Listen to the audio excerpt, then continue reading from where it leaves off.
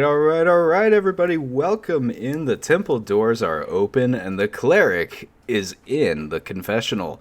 Welcome in, everybody. My name is AlecTheCleric. I am a Wonderland slash Borderlands content creator, YouTube editor, and all around funny dad who has no idea what he's doing when he plays games. But we have a lot of fun anyway. This is episode 1, the very first episode of The Confessional, where we interview incredible and interesting people from all kinds of walks of life and places in the gaming and streaming community. And the best part of this show is that you, as a community, has a chance to be involved. All you have to do is to join our Discord server, !Discord for those of you who are here live. Or you can check out the link in the description below if you are watching this later on YouTube or listening to it in podcast format. Check that out where you can see who we have lined up for the next week as a guest, and you can submit a question through the Google form that we have in there.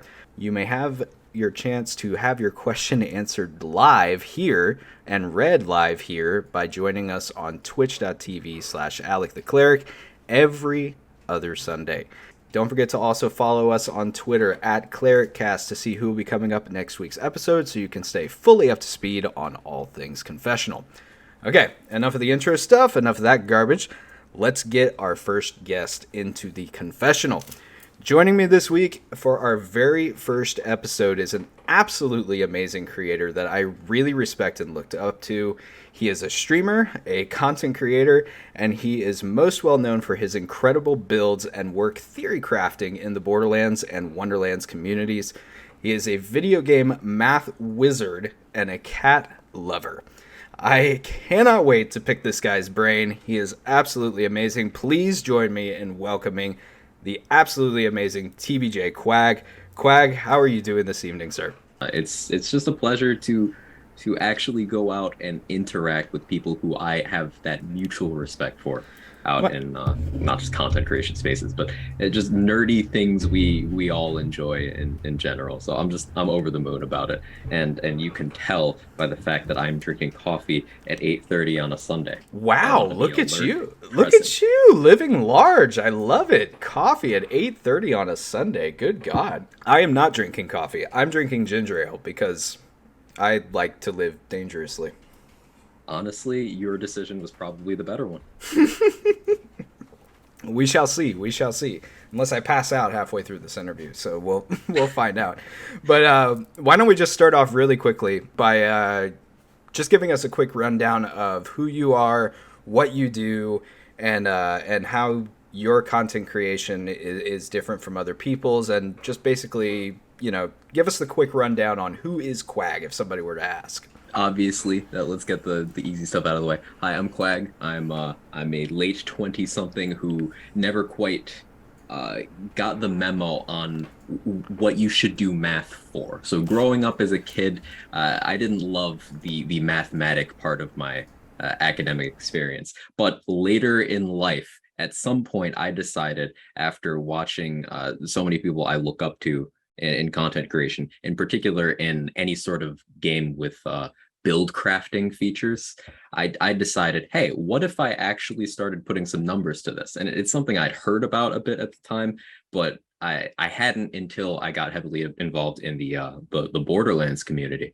I hadn't seen other like-minded people who I could actually interact with. There was always some sort of a barrier, whether they were not very community minded or whether I didn't feel engaged enough in the IP to actually reach out and bounce ideas off of people. So eventually I started doing that. And then after several months of being active in the communities of several of my content creator friends, I eventually decided to start doing it myself.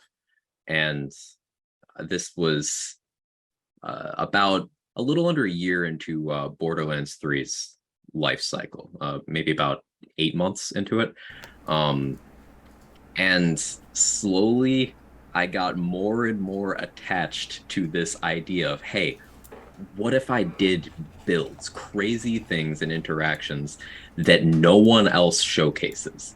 Like, what if I took some weird, random, seemingly useless bit of knowledge and built on it and made it interesting. It was like, hey, here, this isn't necessarily the biggest number you can see, but it's cool, right? So that's what I built my channel on. I'm the kind of person who you'll see me doing not a traditional, not a conventional challenge run, but you'll likely click onto one of my streams and wonder how exactly anything on the screen is working, and that's how I get you. I love it. I love it. I love it. So, just really quickly, then, for those people that might be listening that aren't up to date on the terminology of the lands community, or for like looter shooters or RPGs, this kind of stuff, what is a build in your mind? Like, and what does it take to, or what does it mean to make a build? What exactly does that mean? So a build could range from it'll mean a different thing to a bit different person. It could be anything from a concept to a theme to a collection of the biggest numbers you can possibly get. So different people will have different styles. I personally like working backwards from a particular interaction or ability. Like I'll look at an action skill or something and be like, how can I make this work the best I possibly can while still having fun with it? So I'll pick one thing and then work backwards. You'll see people do the same thing with, say, allegiance runs. If you're unfamiliar with how weapon manufacturers work in Borderlands and Wonderlands, lands in general, each manufacturer of weapon provides a different creative spin on the core gameplay of a looter shooter. They'll do a different thing, and that itself, that kind of individuality in item design is something that build crafters absolutely love. If you can identify what makes this item different from this item and what helps take that item up to a higher level, then that's an infinite rabbit hole. You can just keep tumbling down there, and random bits of information you've picked up in conversations with other people who dive way too deep into these things can become useful later on. Like if you find out that this item equipped with this ability does this weird unlisted thing, that might not be useful to what you're doing now, but knowing that makes you a better builder, and you can maybe use it down the road. Oh, that's so cool. That's so cool because and I think one of the things that I've always found interesting about building, particularly in Borderlands, is just, the Borderlands franchise is so known for having just, billions of possibilities as far as like weapons and combinations of weapons and all of that. How do you decide when you are looking at something? Like, what inspires you to create a build? Is it just like, is it seeing an obscure weapon or an obscure interaction? Like, what's something that like you'll look at and see and be like, oh my gosh, I have to make a build around this? So this comes from it depends on my mood at the moment. Sometimes it's out of sheer stubborn just tenacity. Sometimes I'll see an opinion on an interaction. I'll see someone write off something and I'll be like, that doesn't sound right. I'm sure I can do something. I'm sure I can take this to at least a level where it's interesting. And that's always the goal for me. I'm always trying to make something interesting, do something in a less expected way. Um, One of the things I became most known for during the Borderlands 3 life cycle, now Borderlands 3 being a very well-known looter shooter, is most of the builds I put out there did not involve that shooting part of things at all. I would focus on the obscure part of the game where it's like, hey, did you know you could do this without using that whole aspect of the game genre the game's known for? So often I will settle on subverting expectations as much as I can possibly can as a starting point. But sometimes it's way less complex than that. Sometimes it's as simple as I will pick up an item, I will use it, immediately fall in love with it, and be like, this is my entire personality now. Oh, And I I've love done that. that with several items in Wonderlands lately. Oh, and It's funny. Wonderlands it's very easy to do. I mean, I've found in Wonderlands there's a lot that like kind of just stirs that in me. We actually have our first couple of questions from the community. First of all, from this guy, I don't know who he is. His name is Killer6. He wants to know who is the sexiest guy in the community. Oh, so like the answer to that is it's very obvious, but it's about this not very well known guy. So there's this Killer 6 guy who's just Ah, an absolute Chad. He's just like, if you think Giga Chad, I always see K6's face on that meme. A hundred Um, percent. but on a more serious note, K6 is just a super stand-up guy. Really a good example of how people who are successful in a content creation space can still be very community minded and still be supportive of the creators around them of all sizes, people bigger, smaller, people just starting out. K6 is just a super stand-up guy, and I totally hold his hand and take him out to a nice candlelit dinner for it. 100%, but only if I can third wheel that, because that sounds like a good time to me. Uh, we got another question from the community here. This one's from Captain Spaulding. He wants to know, what is your favorite unexpected discovery that you made in your history of building? So this was in Borderlands 3. This is actually the build that kind of launched my journey in actually growing on Twitch. Um, this is the build that would eventually become known as a rack stab. Mm. Basically, this was I wanted to make Flack's rack attack action skill perform very, very well on the level of some other action skills that were very high profile at the time. Things like Moses Iron Bear and Amara's Ties That Bind, which were just like room clearing insanity. And I wanted Rack Attack to be that as well. So uh, I ended up pulling way too many hours at once, being very immature about the whole thing. And I sat there just trying things until about 4 in the morning one day. About 4 in the morning. And at this point in time, something that would frequently happen with these builds discussions is either I would discover something weird and kick the can down the road and have Rator, who any of you who were around a lot during Borderlands 3's like newness. Rator is the person who maintained the community Flak builds document before I did. So like think the same kind of twisted mind that makes these builds. He's the other person who would often catch wind of these things. So one of us would constantly be messaging each other at about 4 in the morning about, hey, what have you tried this weird thing? And this time I messaged him. I was like, hey, I think I made a melee flak thing work pretty well.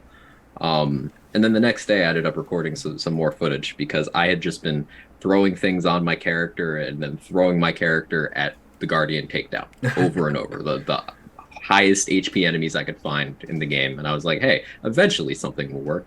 And That is such a brutal takedown, too, to try to throw a build against. I mean, it is. I'm a bit too much of a perfectionist sometimes, I must say. So it ended up becoming the build that I kind of got on the map with. It's what drew a lot of people to me initially as a creator, and it ended up becoming, and it still to this day holds several world records for endgame speedrunning in the flak category in Borderlands 3 time trials. And it's as simple as, hey, get this weird item and this weird item, and then press your action skill button, and the entire room gets deleted around you, and then move on. it's beautiful, and actually, you know, it's funny. That's the first place that I actually heard your name was in Rackstab, because so many people that I was playing with and whatever at the time were like, "Dude, you've got to see this flak build." I'm like, "Okay, sure. Who's this guy?" And I took one look at that build, and I'm like, this man is an absolute genius. I think this is an absolute genius. This is ridiculous. That is so cool. So follow-up question from that as well from the community. This one is from Beef Squash 5000. He wants to know, what is your favorite build in the franchise to play? Would that be your rack stab, or is there one that you enjoy playing more? That's a really good question. I'm so terrible at picking favorites of anything, really. The way my brain works is I'll kind of fixate on something for a period of time, and I can only do that thing. This is how I work with whether it's things that I cook, music I listen to, builds that I play. It'll just be, hey, this thing is my entire life right now, and then I'll have a moment and focus on something else. But those things will be added to my repertoire, so to speak. So if I had to pick one overall, um, it would probably have to be, and this might surprise some people, Lazy Data's grenade racks build Oh, in Borderlands 3. I haven't oh, like played that much outwardly, but basically it's sort of a in terms of gameplay, a cousin to my Rackstad build. Between those two builds hold the most collective world records for flak.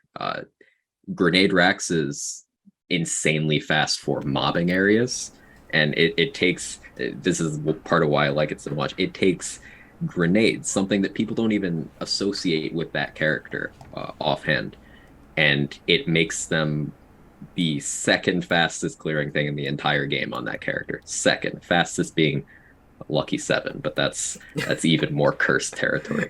But in terms of, hey, you want to see this weird magic trick? Grenade racks is a great party trick, so I like that a lot.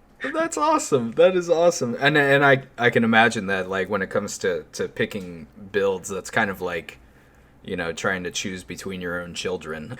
Well, let me ask this now. This is from Toxic Tess in the community. Toxic Tess would like to know, of the entire Borderlands series, which is your go-to one to play and why? Borderlands 3, for many reasons. The first one being that I do have that attachment to it. It's what helped me break into content creation as my job now, and I'm very happy doing it. But also, even though I put in over 6,300 hours into Borderlands 3, over 6,300, that was all before Wonderlands came out. I haven't touched the game since then. I've been meaning to go back. There's still things that I haven't done. Over 6,000 hours in the game, playing a different build almost every day, and there's still more that I haven't done. So Borderlands 3 has that thing. It's got that it factor, where you can just always go back to it and do something new and have a bunch of challenging things to throw it at. And I like that. I like takedowns as a format. I like um, all the endgame content design, really, and just the variety. You've got colorful characters. Even my least favorite playable character is one that I have 1,000 hours of gameplay on, so like I can't really say that I don't like it. That game hits different for me. It's very easily Borderlands 3 out of all of them for me. One more from the community, and then we'll get back to my list over here too. This one is from BenMe3331. He wants to know, what was the craziest thing to happen to you in the game that you remember? Ooh, craziest thing. That's a really good question. I'm struggling to think of something particularly silly. Probably the first time I ever saw a build around the Unleash the Dragon artifact in Oh yeah. Borderlands 3.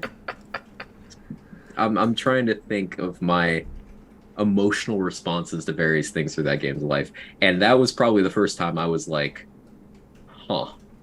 So that's witchcraft, right? Like that's not allowed. I shouldn't be doing this. So I'm gonna do more of this. That response, that item just hit different for me. So probably the first time I ever saw a boss just like die before it could do anything, just from a little tap and then the fire status effect. Probably that. That is beautiful. Oh yeah, no, and it's one of the crazy things that that Borderlands gives you is just these crazy one tapper builds. Like first time I played around with an Unleash the Dragon and a fish slap grenade, I was like, oh, this is what this is like. Okay, Yeah, it is visceral. I'm having fun now. Everything just melted. Let's get into this a little bit here. How do you then take this whole idea of building, and I know one of the things that really sets you apart from a lot of other people in the community is how you apply like real world math to this whole thing. So like, how do you go from being inspired by an item, deciding you're going to make a build on that item, and then how do you apply the math to that, and what's kind of your process? So a lot of the credit for this goes to my community, friends, fellow creators, just community members who support me in everything I do. And I take a very open approach to this. So like we'll often just I'll muse out loud about, hey, I wonder how this thing works. And we have open public channels in my Discord server where we break down the theory of all these things, where we uh, number crunch to establish damage formulas, and it's a group thing. I find that a big thing when uh, quantifying how the math behind interactions in these games works is fact checking as you go, and that's much easier as a group project. So even someone who makes it their trade, their craft, their business to do this kind of stuff needs to surround themselves with other people who have a vested interest in putting out good information. So a big thing when it comes to build crafting, even if you know the broad strokes of what you're doing, is to bounce the ideas off of other people around you who might be able to point you towards something you might have missed, or a mistake you've made, or who can even just check your math. Things as simple as that. It's a group project. I can't take full credit for any sort of process there. But what I can do is just express gratitude to members of my community who have done a lot to help me spread the good word of overly complicated video game math. No, that's really cool, and it's awesome that you have such a community around you that is just as interested and just as invested into this whole thing as you are when it comes to, breaking it down into numbers and getting the numbers to work and everything like that. That's really amazing that you've been able to kind of cultivate that community around you to help you out with those kinds of things. That's awesome, man. That is absolutely awesome. Just a quick for fun question here. If you were an ice cream, what flavor would you be and why?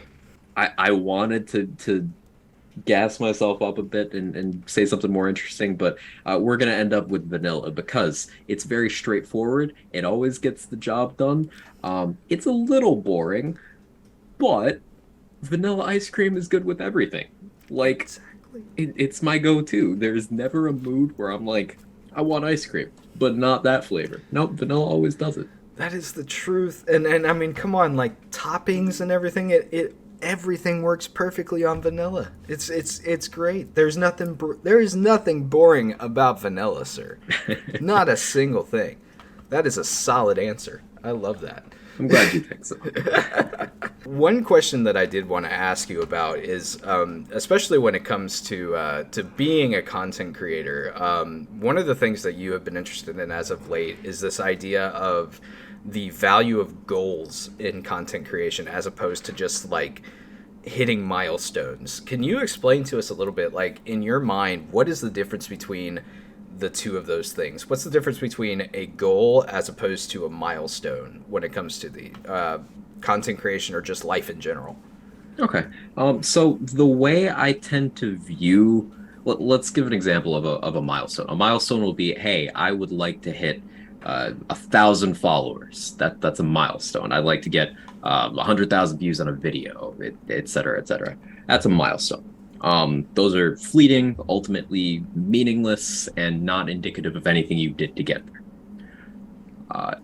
Whereas a goal is your mission statement. A goal is, why are you doing this? Like, what did you set out to do? What is the purpose of your content? Who are you trying to reach? What are you trying to convey? Who are you? Like, what do you bring to this space that others don't? That is part of your goal as a creator. And for me, when I started out, first thing was I was bored. I just wanted to have a couple people to chat to while I did my usual playing video games at weird hours of the day thing. and distract me from life and stuff in general. But as I saw people actually tuning in to listen to me ramble about weird video game mechanics, um, I was like, okay, what do I want to talk to them about? And that became a question that rattled around for a while. And I was like, oh, yeah, so I'd like to just spread this passion I have for dissecting game mechanics. I'd like to get more people thinking that way and appreciating the value of that kind of approach to playing games, and assemble a community of people who think like that, and just kind of like represent the theory crafters as a whole. I wanted to be representation for uh, a category of gamer who doesn't have as much of a voice as like certain other approaches. So that is kind of the core of what I wanted to do, and that constantly evolves and grows and shifts with whatever it is I'm doing at the time. But I think that as a creator, having that driving force behind what you're doing rather than just churning out the content for fleeting milestones really affects the nature of the flavor of your community, of your audience. Uh, you draw in different kinds of people, and some of those people, regardless of what you do, it's going to be fleeting, right? They're there for a minute and then gone, and that's perfectly all right. That's just how life is. Mm-hmm. But often doing things the other way can lead to lasting friendships and just good things in your life outside of content creation. And that's something that's important to me. And there's other creators who have inspired me in that regard. You know, you caught a little bit when I gushed about K6 and his community involvement earlier. That's something that stuck with me, and I wanted to lean into that kind of thing as well. So I encourage anyone who is in content creation or looking to be in it to ask yourself, what is it you're trying to like do? It's not about getting the follows. It's not about, I mean, it can be about getting the money if you need that to survive, but that can't be the only thing. If you want to really distinguish yourself in this kind of space, you got to like do something. Yeah, I like that. I like that a lot because it's, and you mentioned it a little bit before, so often, like, a lot of people will get into content creation with what they think might be a goal of, like, oh, I'm going to play video games for a living, or I'm going to become internet famous, or, and I feel like that line between a milestone and a goal can be so, I don't know, almost razor thin sometimes. You know what I'm saying? It can be. Yeah, Because absolutely can be. a lot of my goals that I've had for my channel as I've been starting to grow have been milestones, in a sense of like, okay, my goal for this year is to hit 500 followers or 500 subscribers, or blah blah blah, whatever it might be.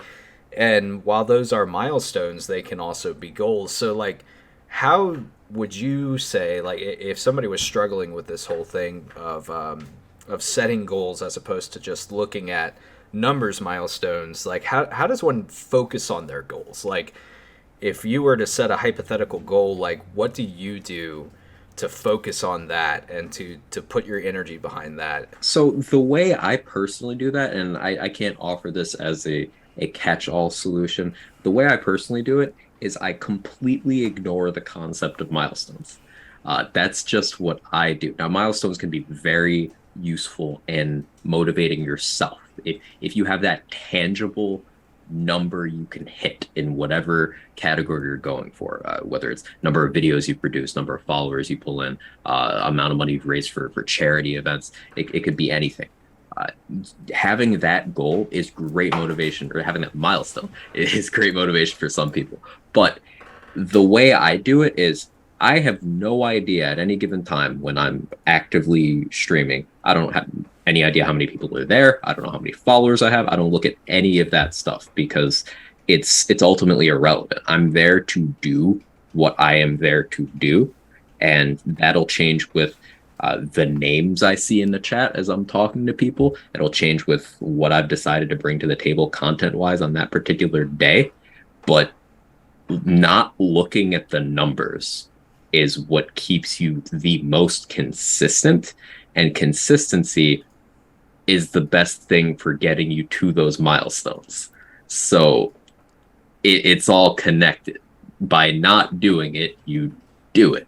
Yeah, I think you just absolutely nailed that. Like, there's not a whole lot that I can even add to it because, just in my own experiences too as a content creator, like, there are so many times where I will, get off of a stream or whatever, and I will find myself feeling down of being like, oh, my numbers were down. Like, oh, this wasn't as good of a stream or whatever because my numbers were down. And then I really have to take a step back and be like, okay, was this a bad stream because you didn't have as many people there sitting at their computer, or if you really think about it, was it actually a bad stream? Well, no, we had some great conversation and we laughed at a whole bunch of jokes and Yeah, people there you watched go. me do stupid stuff. Like it was a great stream. So like, I feel like you're 100% right that it's so easy to get just hung up on those numbers. Like it just, but that's awesome to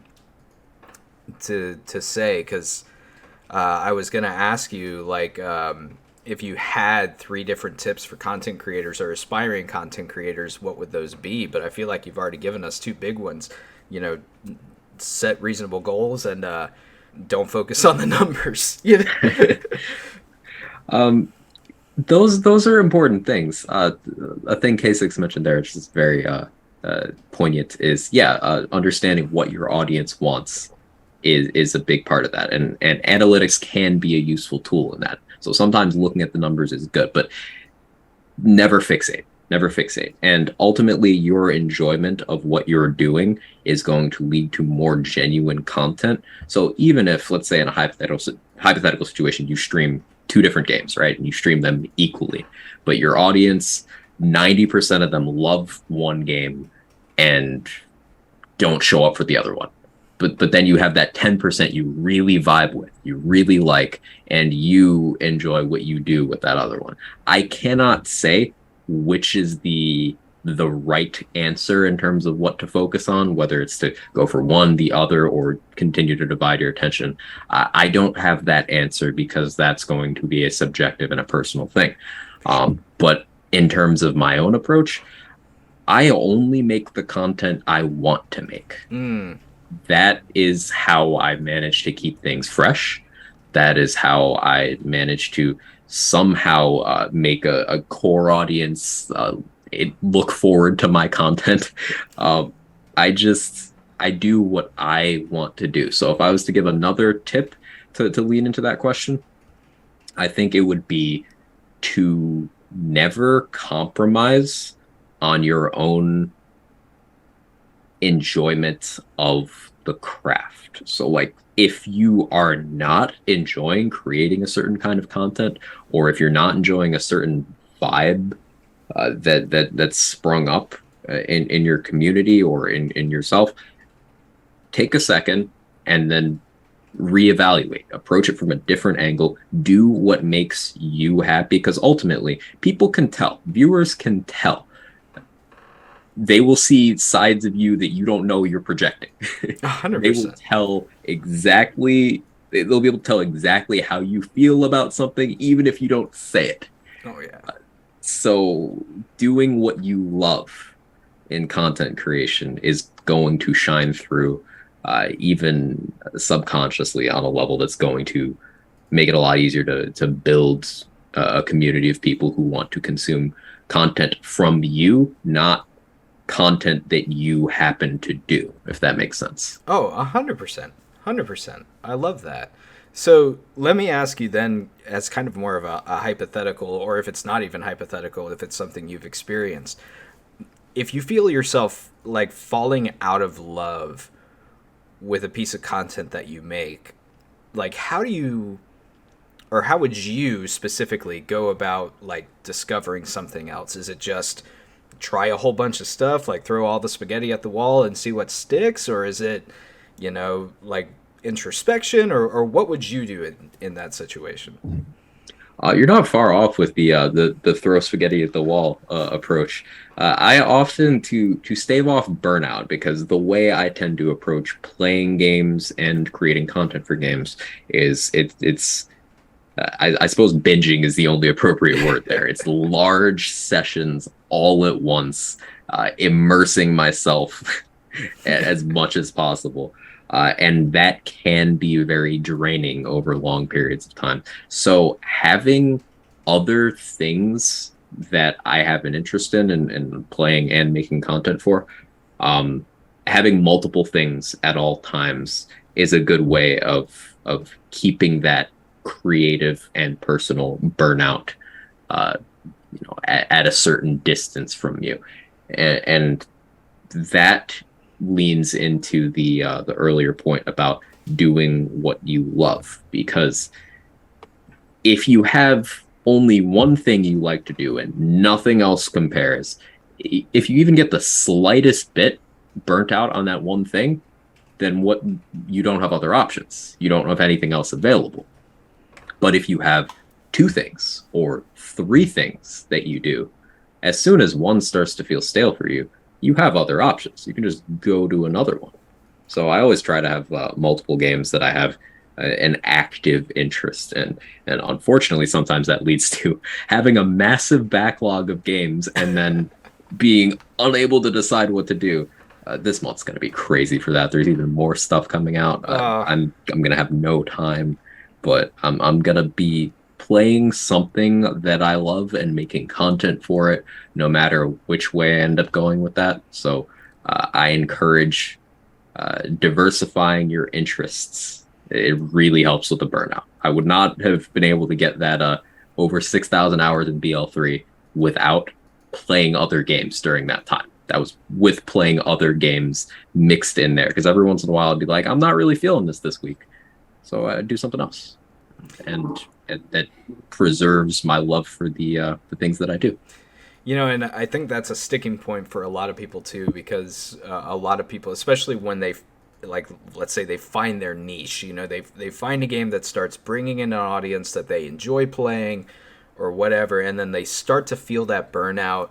And at least for me, like, the thing that was always sticking in my mind was like, okay, but if I go play something else, like, this whole community that I've started to cultivate around this one game, like, are they going to follow me to that? And then, like, so then people will just kind of force themselves to kind of try to just chug through that burnout and, like, okay, I got to keep playing this, because if I don't keep playing this, then all these people that love when I play this game are going to leave and stuff like that. Like, but you're saying, like, the better thing to do is to, again, not look at the numbers, and to avoid the burnout, like, go try something else, or have another iron in the fire as far as something that you like to play, just to keep yourself fresh. Exactly that. And ultimately, you cannot control the interests of other people. You can't. There's no guarantee that people would that your viewers would go with you to another game if you focus on one. If you try out something else, there's no guarantee they go with you. But there's also no guarantee they stay, even if you don't do that. Very true. Like, you can't control either outcome, but the only thing you can control there is what you do. And if you continue to do what you love and you ignore the numbers, then what happens is that effect of showcasing your genuine love for whatever it is that you're creating in terms of content, well, that not only is shown to your existing viewers and your community, but that's something that new people will come in and immediately latch onto. Like, it's like how laughter is infectious, right? If someone's laughing, even if you don't know what they're laughing about, sometimes you just start laughing too, because it just has that effect. You're like, oh, you're having a good time. That means I'm now having a good time. That same kind of thing applies to whatever game it is that you're streaming or making videos for. Ultimately, your love of it is going to be more dependable than the interests of a bunch of people who you don't know. Right. Oh, that's awesome. That's really good advice, man. I love that. We got another question from the community real quick, just to get to a bit of a lighter note. This one is from Snowspawn, and Snowspawn would like to know, would you rather have unlimited bacon? This is unlimited bacon. Okay. But no more video games, or unlimited games. Unlimited games, but no bacon. I don't like that I have to answer this way, but I can swear off bacon if that's what I had to do. Oh, I can do it. Yeah, games 100%. I mean, I'm probably in the same boat, but that would still hurt my soul a little bit. Just be like, oh, I can never eat bacon again. What is it? We all know what Pascaroni would say, so I'm not even going to bother with that. It's a tough one, but ultimately I can bury my sorrow over the lack of bacon underneath games. There you go. Yeah, that's the ultimate cure for bacon depression. You heard it here first, folks. Video games. Video games. That's just the answer to everything. It's perfect. It's perfect. Okay, so here's a question that might get a little interesting. What is your favorite hot take or unpopular opinion that you've had in your years of content creation? Ooh. Hot take like my own or one that I've seen? Either way. I'll take either way. Okay. I can't in good conscience consider this a hot take because it's been proven that the records stand. But Borderlands is not a gun game in terms of the series. Oh, It's not. Okay. Now I need to hear a little bit more about this, because I mean, all of the what would you call it, marketing for Borderlands 3, or a lot of it was showcasing, like billions and billions of guns. Yeah, that was the tagline. So how is that you say Borderlands is not a gun? I'm very interested in this, actually. Very interested.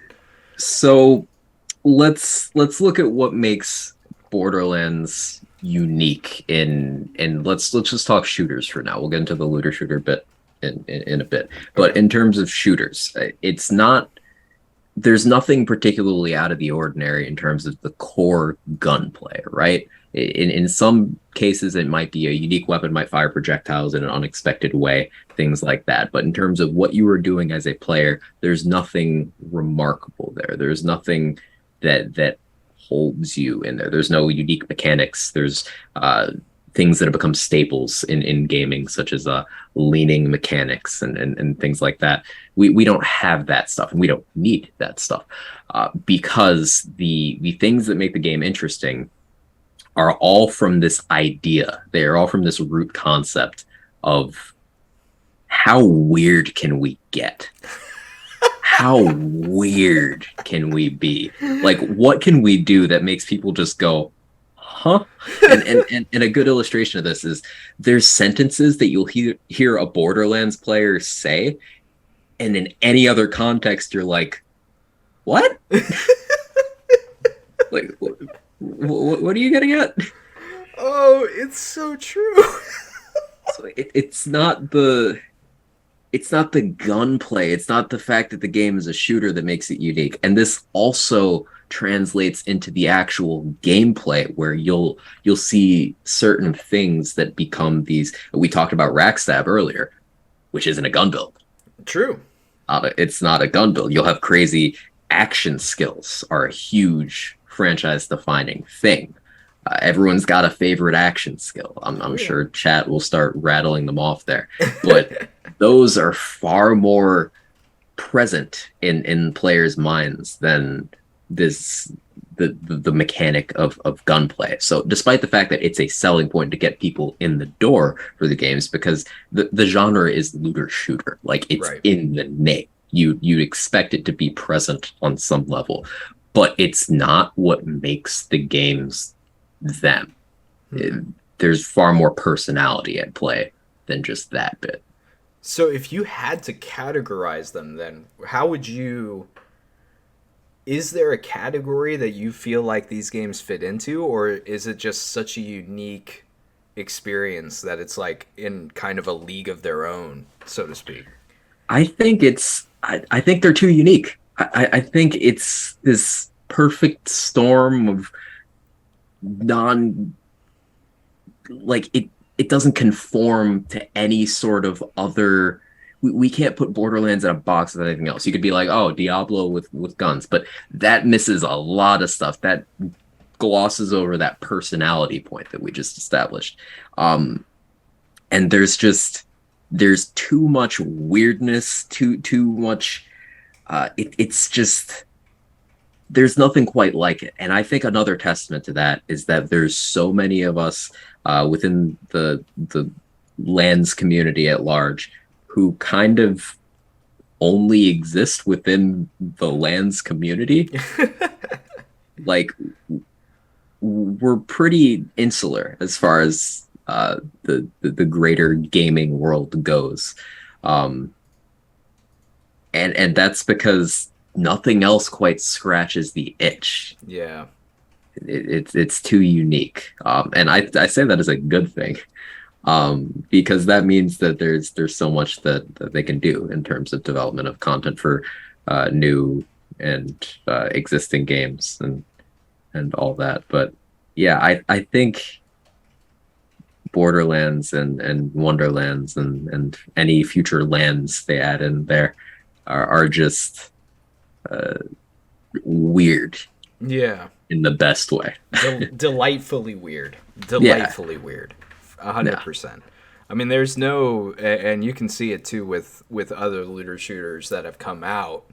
Like nothing is quite Borderlands. You know, like Destiny, fantastic game in its own right. It's not quite Borderlands though. Or Outriders, fantastic game in its own right. So I've heard anyway. It's gotten better. Not Borderlands. You know, it's just like there's something so uniquely beautiful about this franchise. And I think the way that you described it was 100% perfect of just like, it's so weird. And the weird is what keeps us coming back over and over again. Definitely. So I'll just piggyback off of that for a real quick question. What got you into Borderlands specifically? Like, I know you mentioned what got you into kind of building and stuff like that, and that you came into to that part of it during Borderlands 3, but what got you into this franchise specifically? So I wish I had some sort of interesting story here, but honestly, it's as simple as I was in high school when the first game came out, and I saw a commercial for it, and I thought it looked really, really cool. So after school one day, I walked to the GameStop and just bought the game, and then sat down, and my next 2 weeks were just, I had more waking hours of Borderlands than not Borderlands. and each of the games as they came out, I jumped into. I didn't latch on to any as hard as the first and the third one, and now Wonderlands as well. But the first one really grabbed me, and then of course life happened. Adolescence and young adulthood and stuff. Obviously, a big eventful stretch of life. So I didn't quite keep up with the games as closely during the Borderlands 2 and pre-sequel era. But then when 3 came out, I had that same exact moment of I saw a commercial and was like, I remember this feeling. And so it really goes back to that first moment of teenage me thought that this wacky, desolate planet with these weird characters looked like a good time. Oh, that's excellent. That's excellent. And I think you say you don't have an interesting story about joining it, but I think your story kind of mimics what a lot of people would say their story was with Borderlands. It's not like this with a lot of games out there. I feel like there's an incentive to get involved. Either there's a competitive incentive of like, I've got to be the best Call of Duty player or Halo player, or like I've like playing retro games and now I'm gonna do speed runs, and stuff like that. And with Borderlands, there was never really a thing to compete with. So, like, I feel like a lot of us just kind of fell into it, as you say, just like, oh, that looks cool. Let me try that. It's as simple as that. It's that innocent thing of, I think this is cool, so I'm going to do it. And there's something pure about that, Absolutely. Absolutely.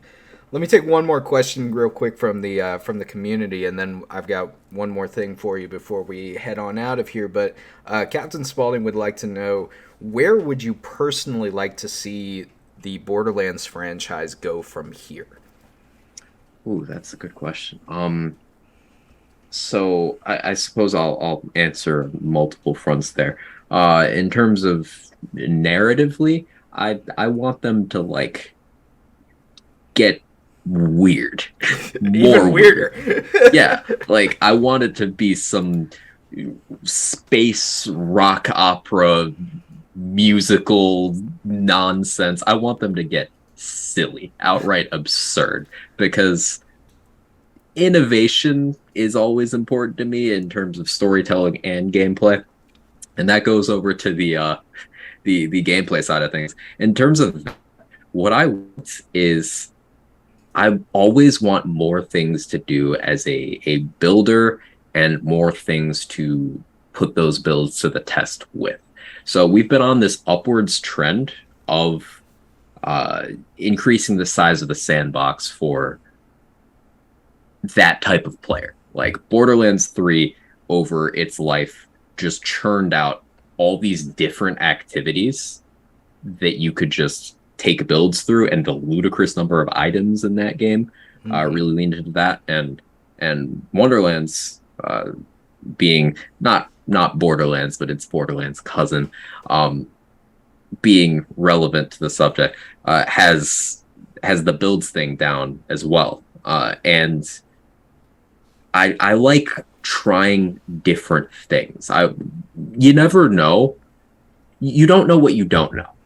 Let me put it that way. So what if there's some core piece that the entire fandom would be like, that'd be so awesome. How did we not think of this? What if that's out there and we just haven't found it yet? So this constant drive to try new things gets us closer to that sort of thing happening. So I don't have a particular thought what I'd like to see, other than I want it to be new, and I want us as fans to have lots of options. More options for more play styles, and more people means more happy fans. Oh, absolutely. I mean, come on, especially for someone like you that's a builder, like that's the dream, right? Just to be able to have infinite builds that you can go off of in like in any different direction that you should so choose. Like that is the dream. That is the absolute dream. I personally would love to see that too. I don't want them to stop trying new things. I don't want them to just go back to the formula of Borderlands 2 or the formula of Borderlands 3. I want them to keep trying new things. So I'm with you. As soon as you stop experimenting, you stop surprising people. I love that. I love that quote. I want to put that on a freaking t-shirt. Go right ahead. That is beautiful. That is absolutely excellent. All right. So one more just quick for fun type question here before we go ahead and wrap up. If you couldn't do what you do now as far as being a content creator, but you could do anything else, what would it be?